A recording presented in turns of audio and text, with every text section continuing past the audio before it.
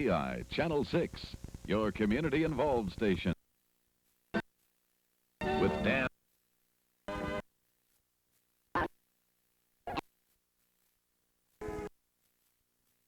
Nightcast.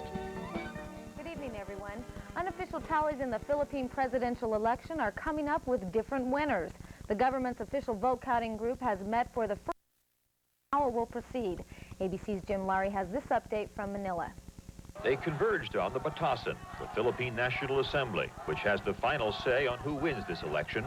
The partisans outside engaging in an almost playful duel of shouts and victory signs.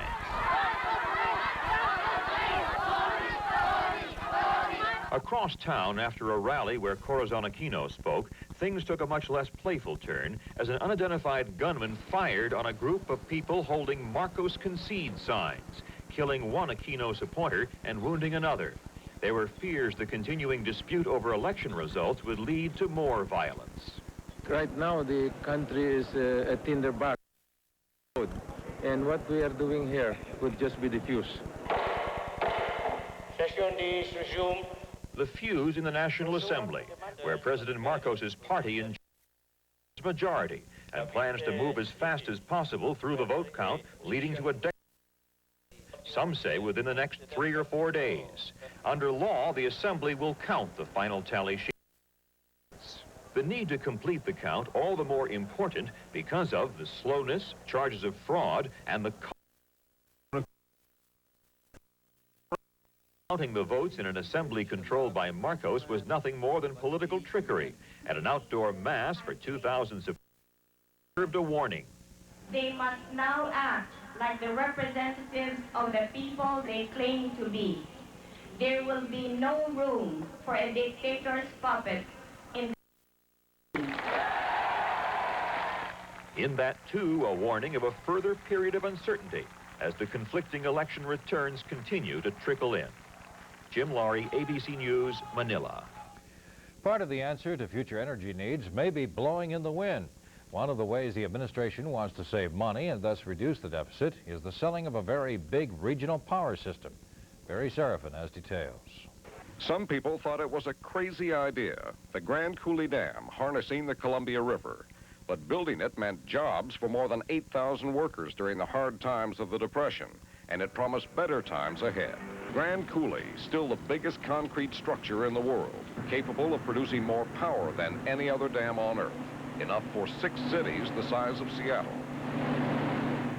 Grand Coulee is one of just 30 federal dams that generate power for the huge multi-state electrical grid known as the BPA, the Bonneville Power Administration. But now, as part of its budget-cutting plan, the Reagan administration wants to sell the BPA. The federal government doesn't belong in the business of marketing power. The private sector can do the work a lot better than we can do it. And we ought to get out of this activity.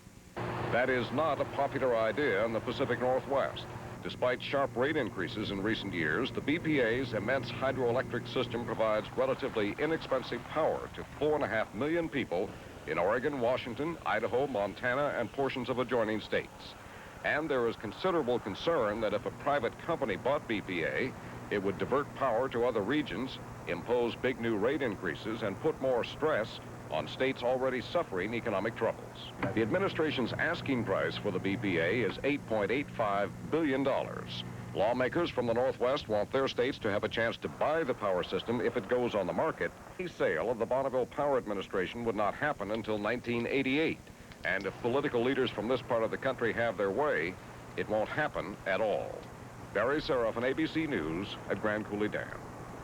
NASA has officially called off the next 3 shuttle flights. Investigators in the meantime have spent the day looking into a report of an internal NASA memo last year that warned of possible problems with the shuttle's booster seals. Lynn Schur has this update. NASA's top brass showed up as requested today, bearing documents and data related to the shuttle explosion. We're coming to respond to the Commission and provide them information they have for. And Commission Chairman William Rogers publicly tried to downplay any hard feelings towards the space agency. This